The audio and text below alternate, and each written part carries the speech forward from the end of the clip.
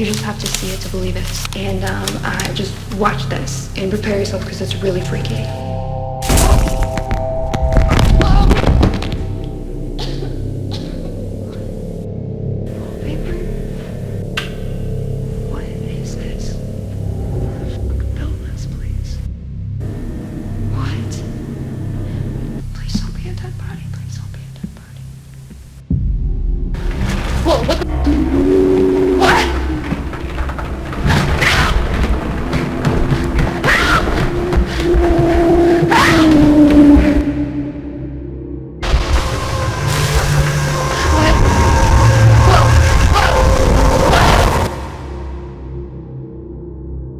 بداية غريبة ونهاية أغرب منها. نهاية خلتنا نفتح عينينا على ظاهرة جديدة وغريبة ومش عارفين هي إيه بالظبط. ضوء أو وهج أخضر بيظهر فجأة وبيشقق الحيطان اللي في الأوضة اللي كانت فيها البنت اللي سميناها ماديسون، عشان في الآخر الفيديو يتقفل بطريقة مريبة خلتنا نرمي كمية أسئلة ملهاش أي إجابة على اللي حصل معاها ده. إيه هو الضوء الأخضر ده؟ وليه ظهر بالتحديد في اللحظة اللي ماديسون دخلت فيها للأوضة دي؟ وليه كان منتشر بطريقة كبيرة في أوض الباك رومز بمجرد ما ماديسون بدأت تهرب من الكيان البكتيري الهزيل ده؟ وعلاقة الفيديو اللي قدامنا ده بالأحداث اللي حصلت مع ماديسون؟ كل ده وأكتر هنحاول نفهمه في الجزء بتاع النهاردة اللي إن شاء الله هيبقى زي الأجزاء اللي قبله، فيديو كامل الدسم. فمبدئيا كده قبل ما نبدأ ما تنساش سماعتك وحاجة تاكلها أو تشربها وانت بتتفرج، وما تنساش تصلوا على النبي قبل ما نبتدي، ويلا نبدأ الفيديو. في البداية لازم نرجع لآخر فيديو شفناه، وهو فيديو الجزء الثاني من الفاوند فوتج، اللي لو بصينا على الديسكريبشن بتاع الفيديو ده هنلاقي ان كيم بيرسونز سايب لينك الفيديو بعنوان هوم 2764.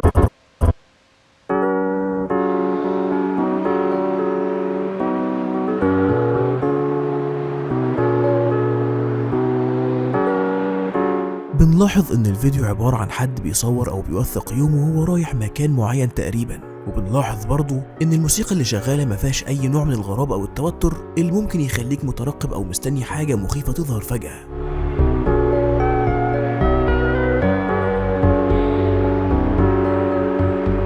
بس بعد كده هنلاحظ ان الفيديو بدأ يتخلله شوية مشاهد وصور غريبة.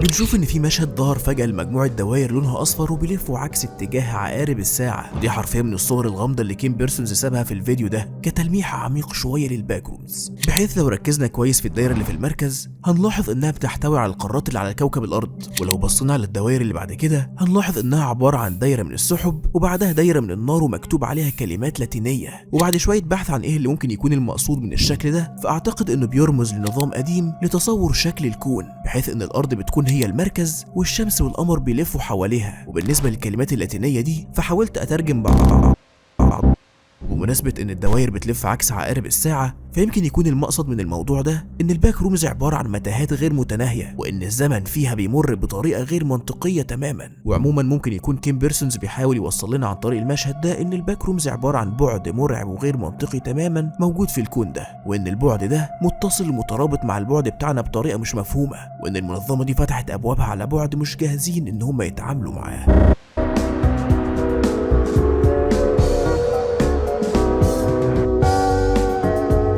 بعدها بنلاحظ ان الفيديو بيكمل عادي جدا لحد ما هيظهر مشهد دلوقتي هيخلينا نربطه بأحداث قديمة شفناها قبل كده.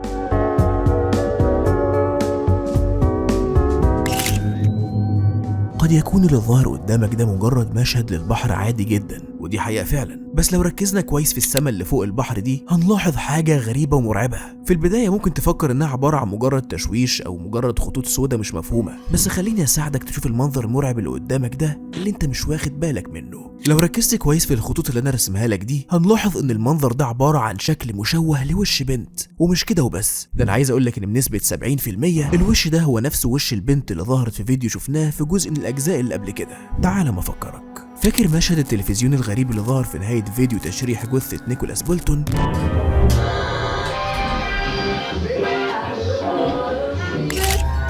من ضمن الصور الغريبة اللي ظهرت على التلفزيون ده صورة وش بنت مش معروف هي مين ولا ايه علاقتها اصلا بالموضوع ده كله، بس لو قارنا صورة الوش اللي على التلفزيون ده بالوش اللي ظهر فوق مشهد البحر ده هنلاحظ ان هما شبه بعض بنسبة كبيرة. وده يخلينا نسأل سؤال مهم، وهو اشمعنى الصورة دي ظهرت في الفيديو اللي كان محطوط تحت الفيديو الفاوند فوتج بتاع ماديسون؟ هل المقصد ان دي هي ماديسون اللي محدش عارف ايه اللي حصل لها، ولا كين بيرسونز حاططها كمجرد ربط بين الفيديو ده وفيديو تقرير التشريح؟ دي تعتبر اسئلة اجابتها مجهولة لحد دلوقتي، بس ممكن نغير التوقع ده تماما ونقول ان ده اصلا وش نيكولاس بولتون اللي شفناه في فيديو تقرير التشريح.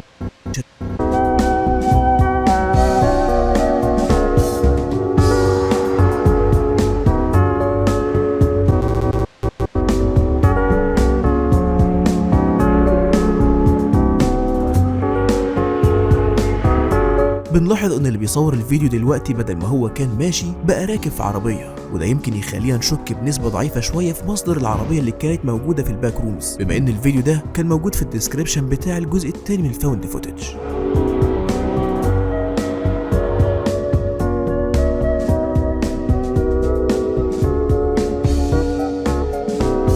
ظهرت لنا فجأة صورة لجزء من بيت من البيوت مش باين فيها حاجة غير الكمبيوتر والمكتبة والباب بتاع الأوضة دي، وبعدها على طول بتظهر صورة معكوسة لمكان من الأماكن. لو عدلنا الصورة دي هتطلع لنا برضو صورة لأوضة من الأوض اللي منعرفش هي ظهرت فين بالظبط، ولكن بيرسونز عايز يلمح لإيه بالظبط بالصور دي. هل يقصد إن دي أماكن اتنسخت في الباك رومز، ولا يقصد إيه بالظبط بوجود الصور دي؟ بس في العموم هي بتفكرني بالصور اللي كانت بتتعرض لتصاميم الأوض اللي في الباك رومز اللي كانت مهيئة لإسكان الناس فيها. المهم إن بعد كده الفيديو بيكمل عادي جدا في العربية اللي احنا جواها دي، لحد ما هتظهر فجأة الصورة اللي قدامكم دي.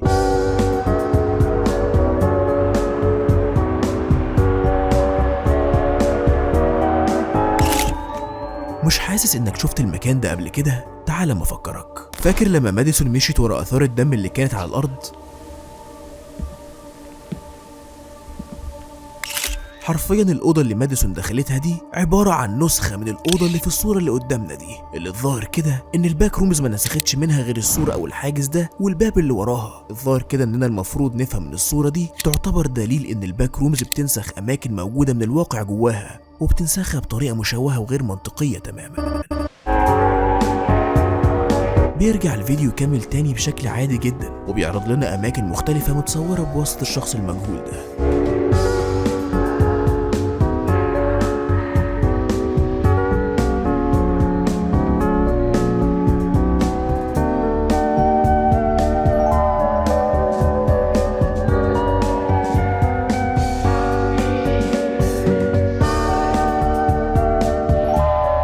زي ما احنا شايفين قدامنا كده ظهر مشهد متصور لغروب الشمس، بس اللي عايز اقوله لك ان برضو المشهد ده شفناه قبل كده. لو رجعنا تاني للمشاهد العشوائيه اللي ظهرت في التلفزيون هنلاحظ ان في نهايه الصور العشوائيه اللي ظهرت دي ظهرت قدامنا الثريشولد وحواليها وهج احمر. ما كناش فاهمين وقتها ايه علاقه الوهج او الشمس دي بالباك رومز، بس المره دي الموضوع اتربط واتعقد اكتر من الاول، لان فيديو غروب الشمس ده يعتبر ظهر مرتين لحد دلوقتي، وظهر في فيديوهين مختلفين عن بعض. هل كين بيرسونز بيحاول يوصلنا لحاجه ليها علاقه بالشخص اللي مصور غروب الشمس ده، ولا عايز يلمح ان الزمن اللي اتصور فيه الفيديو ده كان في المستقبل وظهر على التلفزيون في الماضي، ولا ده عباره عن مجرد ربط عشوائي مش اكتر بين الفيديوهين الاتنين دول؟ يعتبر برضو مفيش اجابه محدده تقدر تناسب السؤال ده، بس المهم ان الفيديو بيكمل وبيظهر لنا صوره اغرب من اللي قبلها، تحسها صوره لنوع معين من الفطريات او الجذور. ممكن برضو يكون ليها علاقه باول صوره ظهرت في التلفزيون اللي كانت عباره عن صوره شبه دي بس مش واضحه قوي. اتوقع بنسبه ضعيفه ان الصوره دي قد يكون ليها علاقه بالجذور او العفن اللي كان منتشر في الأوضة الغريبة اللي ماديسون دخلت فيها، وإن يمكن إن الجذور دي برضو اتنسخت هناك. بس يمكن التوقع ده غلط بسبب إن الكيان المرعب ده كان متشابك مع العفن أو الفطريات دي وكأنه جزء منها، أو ممكن نقول إن هما الاتنين بينتموا لبعض. بس لو ركزنا كويس على اللي ظهر بسرعة قبل ما صورة الجذور الغريبة دي تظهر بشكل واضح هنلاحظ إن كان في مشهد صغير ظهر لشخص بيتحرك في مكان مش واضح هو إيه بالظبط، ولا واضح هو مين الشخص ده من الأساس. والغريب إن المشهد ده ظهر لمدة قصيرة واختفى من غير ما نفهم أي حاجة عنه. بس بعد كده الفيديو بيكمل وبيظهر لنا صورة ل3 أشخاص موجودين جوا بيت، وعايزك تركز كويس في اللي هتشوفه دلوقتي.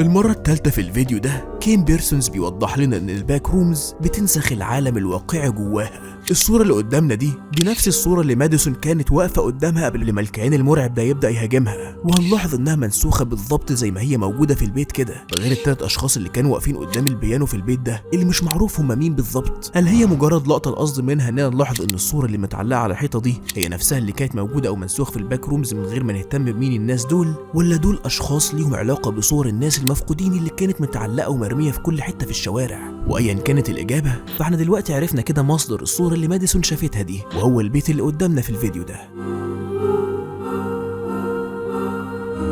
فيا ترى ايه الهدف بالظبط من الفيديو ده؟ هل كين بيرسونز منزل فيديو كامل عشان يوضح ان الباك رومز بتنسخ العالم الواقعي جواها، ولا عايز يوصل لمعنى اعمق من كده بكتير عن حياة ماديسون الشخصية او حياة الشخص اللي كان بيصور الفيديو ده؟ بس برضو ايا كانت اجابة الاسئلة دي فاحنا برضو ما جاوبناش على السؤال المهم في الفيديو بتاع النهاردة، وهو ايه علاقة الضوء الاخضر بالباك رومز؟ وايه اللي حصل لماديسون بالظبط بعد ما الضوء ده ظهر في الاوضة اللي هي فيها؟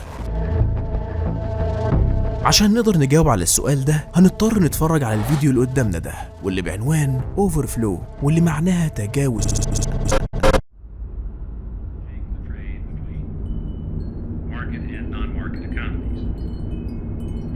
Well, as I've said, that our negotiations in this area with the Soviets are just beginning.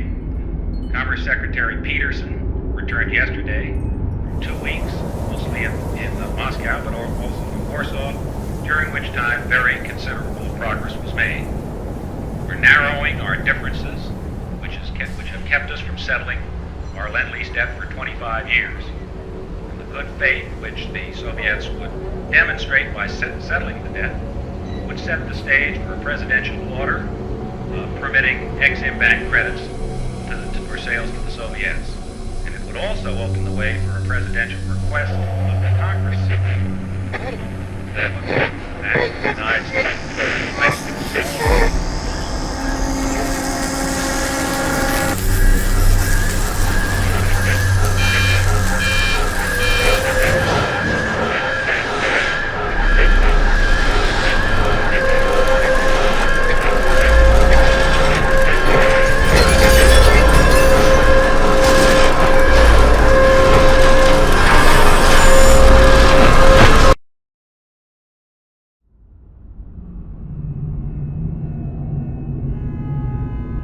اظن ان معظمكم مش فاهم اي حاجه من اللي حصلت دي، بس اللي متاكد منه انكم خدتوا بالكم برضو من الضوء الاخضر اللي ظهر في نهايه الفيديو الغريب ده. تعالوا نحلل الفيديو ده ونفهم ايه اللي احنا شفناه ده بالظبط. زي ما شفنا مع بعض كده الفيديو بيبتدي في ليلة من الليالي اللي مش معروف هي امتى بالظبط، بنسمع فيها كلام بيتقال في الراديو عن حاجة ليها علاقة بالاقتصاد والتجارة مع السوفيت، وعن ان تسوية الديون المستحقة هتكون خطوة كويسة بين الطرفين. وفي وسط ما الكلام ده كان شغال فجأة بنلاقي مشهد بيظهر لمؤشر مقياس بدأ يزيد بسرعة، والمقياس اللي قدامكم ده عبارة عن مقياس بيقيس الوقت بطريقة دقيقة جدا. بنلاحظ انه فجأة بدأ يزيد بطريقة غريبة وكأنه فجأة بدأ يقيس حاجة بتحصل بسرعة متزايدة في الوقت ده، عشان بعدها ننتقل لبوستر عن اعلان شرايط تسجيل للراديو. وفجأة بنلاحظ ان صوت الكلام اللي كان شغال في الراديو بدأ يشوش ويروح تماما، وكأن في نوع من الاشعاع او الطاقة الكهرومغناطيسية اثرت على الاشارة بتاعته. وفي ساعتها بنشوف حاجة سودة بيظهر فيها وهج لونه اصفر شديد، وكأنه نسيج بيتقطع او بيتلاشى بفعل طاقة عالية مسببة الوهج الاصفر ده، عشان يشتغل بعدها انذار بان في حمل زائد في الطاقة. بس استنى، فاكر شفنا منظر النسيج اللي بيتقطع ده فين قبل كده؟ تعال ما افكرك. فاكر الفيديو اللي قدامك ده؟ ده فيديو الاختبار الثالث لمحاولة فتح الثريش هولد على الباك رومز. تعالوا كده نتفرج تاني على جزء صغير منه.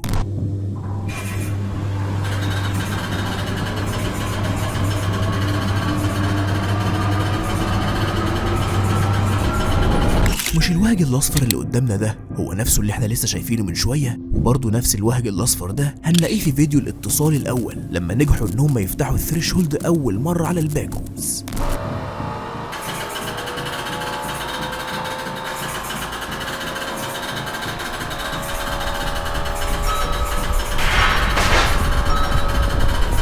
ده معناه ان في علاقه بين الماده اللي على الثريشولد اللي بدات تتلاشى وتتشوه بطريقه غريبه ويخترقها الوهج الاصفر ده، والشيء اللي ما نعرفش هو ايه بالظبط اللي برضه ظهر عليه الوهج الاصفر في الفيديو ده. بس بعدها ظهر المشهد الاهم في الفيديو ده كله، واللي من خلاله دلوقتي هوضح لكم شويه حاجات هتخلينا نفهم الباك رومز بشكل اكبر واعمق من الاول.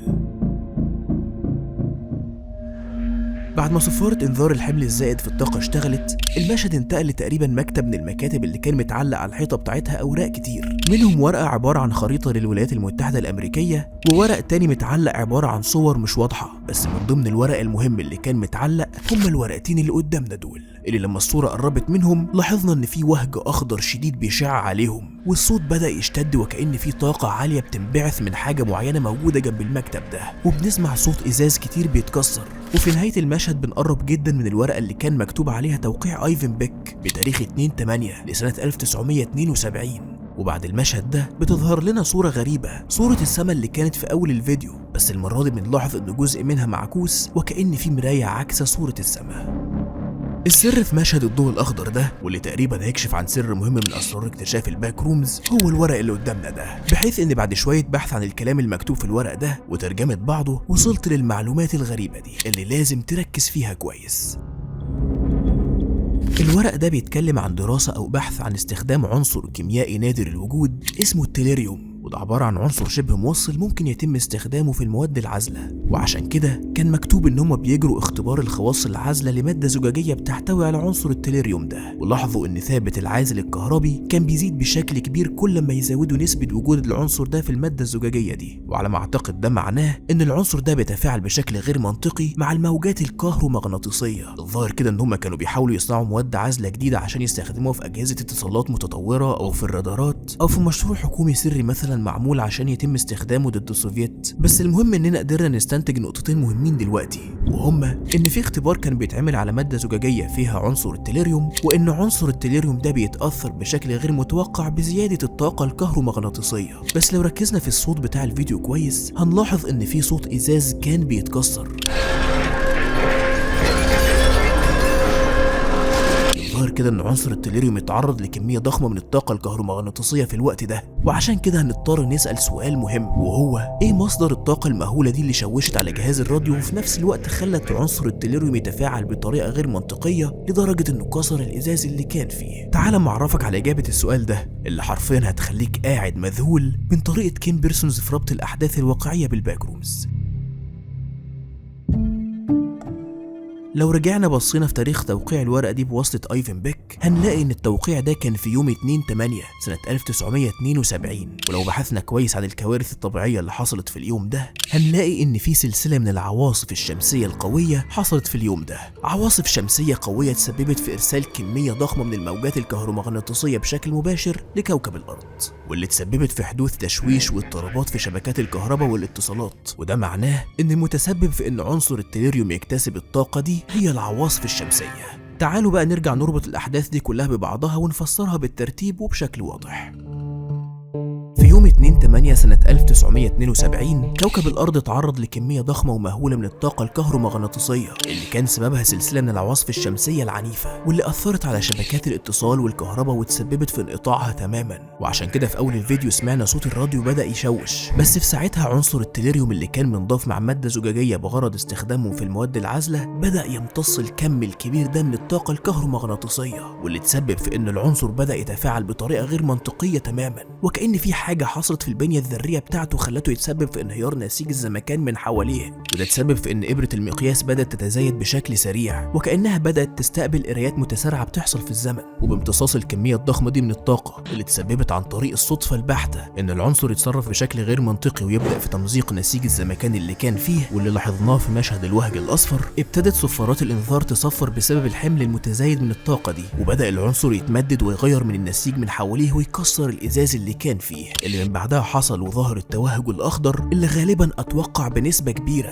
إنه كان عبارة عن انهيار للحدود الفاصلة بين البعد اللي احنا فيه وبعد تاني من الأبعاد الموجودة في الكون ده، وإن الضوء الأخضر ده عبارة عن الشقوق اللي بتدل على انهيار الحدود دي. عشان في النهاية نلاقي ان مشهد السماء رجع تاني، بس المرة دي وكأن في مراية بتعكس السماء، ودي علامة واضحة جدا عن ان في سر من اسرار الكون تم اكتشافها، وهو البعد اللي فيه الباك رومز. وبكده نقدر نرتب احداث اكتشاف الباك رومز بشكل مفهوم وواضح اكتر من الاول، بحيث بناء على التوقع اللي احنا استنتجناه ده، ايفن بيك بحسن نية كان موقع على ورقة لدراسة خواص العزل الكهربي لعنصر التليريوم عشان يصنعوا اجهزة جديدة متطورة خاصة بالاتصالات العسكرية. وبالصدفة البحتة اكتشف ان العنصر ده بالتزامن مع حصول العواصف الشمسية القوية دي واكتسابه كمية ضخمة من الطاقة الكهرومغناطيسية أثر على نسيج الزمكان ذات نفسه. فحاول يفهم التشوه ده حصل ازاي، وازاي ان العنصر ده قدر يتسبب في انهيار لنسيج الزمكان وغالبا اختفى من مكانه. فحاول من بعدها انه يثبت حقيقة التأثير الغريب ده، وده كان عن طريق تجربة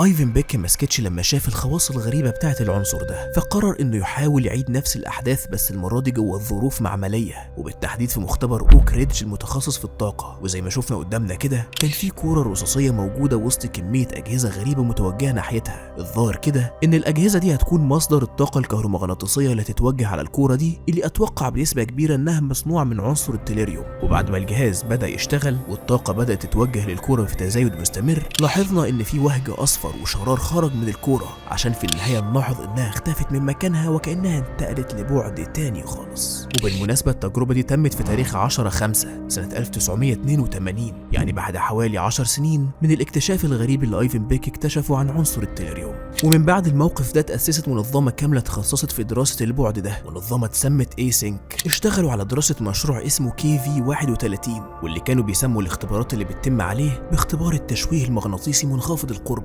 Project KV-31 pertains to the study and development of the async low proximity magnetic distortion system. واللي دلوقتي نقدر نقول ان هم حاولوا يستخدموا عنصر التليريوم على حاجة اكبر من الكورة الصغيرة دي، وهي عبارة عن بوابة كاملة مصنوعة بنسبة كبيرة من عنصر التليريوم، وهيولدوا كمية ضخمة من الطاقة الكهرومغناطيسية على البوابة دي عشان يخلوها تتلاشى وتتسبب في انهيار الحدود الفاصلة ما بين البعد بتاعنا والبعد التاني المجهول ده بطريقة معينة تخليهم يقدروا يوصلوا للبعد التاني ده ويقدروا يتعرفوا عليه. في البداية عملوا 3 اختبارات وفشلوا فشل تام في ان البوابة تتسبب في انهيار نسيج الزمكان، وده غالبا لان الطاقة ما كانتش كافية ان ده يتحقق، لحد ما الاختبار نجح معاهم في المرة السادسة بتعريض البوابة لكمية ضخمة من الطاقة الكهرومغناطيسية اللي تسببت فعلا في تحقيق الهدف بتاعهم وانهيار الحدود بين الواقع والبعد التاني ده اللي اتسمى في النهاية بالباك رومز. وللأسف ايفن بيك بنسبة كبيرة كان مدرك بخطورة اللي كان بيعمله ده، بس ما اداش اهتمام للموضوع ده غير انه كان عايز بس يثبت اكتشافه لبعد تاني في الكون اكتشف وجوده اصلا عن طريق الصدفة. وبرر اللي كان بيعمله ده للدولة انه بيحاول يصنع مساحة ضخمة لحل مشاكل التخزين في المستقبل ويوفروا على البلد مليارات من الدولارات اللي تتصرف في بناء العقارات والمخازن. وكده نقدر نقول انه بناء على النظريه او التوقع اللي قلته لكم ده، فالضوء الاخضر اللي ظهر في نهايه الجزء الثاني من فيديو الفاوند فوتج كان عباره عن شقوق في نسيج الزمكان، شقوق بتدل على انهيار للحدود الموجوده بين الواقع والباك رومز. نقدر نقول انه عباره عن نوع تاني من النوكليب. بناء على كده فبنسبه كبيره ماديسون عايشه في مكان ما في العالم بتاعنا ده. وبالنسبه للكاميرا بتاعتها فيمكن زي ما قلنا قبل كده ان الكاميرا اتنقلت في مكان تاني مختلف تماما عن المكان اللي هي اتنقلت فيه، او ممكن نستنتج استنتاج تاني خالص، وهو ان ماديسون خرجت فعلا من الباك رومز بالكاميرا بتاعتها وحاولت توصل لحد يساعدها، واثبتت له اللي حصل معاها ده عن طريق الفيديو اللي هي صورته في الكاميرا بتاعتها، واللي احنا وهو اتفرجنا عليه على التلفزيون اللي كان شغال في نهايه الفيديو ده. او ممكن نرجع نتوقع تاني نفس التوقع اللي كان في الفيديو اللي فات، وهو ان الكاميرا وقعت في ايد ايفن بيك، وان هو اللي اتفرج على الفيديو ده بنفسه. وبالنسبه برضه للضوء الاخضر اللي كان متوهج ورا الباب اللي الباحث فتحه ده، فاظن انه برضه كان عباره عن نفس الضوء الاخضر ده، ويمكن لو كان راح هناك في الوقت ده كان انتقل تماما لمكان تاني زي ما حصل مع زميلهم اللي اتعمل له نوكليب من الحاضر للمستقبل. بس برضه هنقدر نجاوب على السؤال ده بشكل اوضح اكتر لو الباحثين دول قرروا ان هم يرجعوا تاني يخشوا جوه الاوضه دي. وكختاما للموضوع ده كله، فانا عايز اقول ان الكلام اللي قلته لكم ده كله عباره عن نظريه الشخصيه اللي ممكن تكون غلط في حاجات كتير جدا، بس من وجهه نظري شايف ان النظريه اللي قلتها دي قريبه جدا من واقع الاحداث اللي اتفرجنا عليها دي. وكده نقدر نقول ان احنا بنسبه كبيره فهمنا ايه هو الضوء الاخضر ده وايه مصدره بالظبط، وفهمنا برضه ازاي ايفن بيك قدر انه يوصل لبعد تاني اكبر من قدره البشر في الاستيعاب، وكل ده كان عن طريق صدفه غريبه حصلت مع عنصر التليريوم. وبس كده، ده كل اللي اقدر اقوله لكم النهارده عن الضوء الاخضر وعلاقته الكبيره باكتشاف الباك رومز.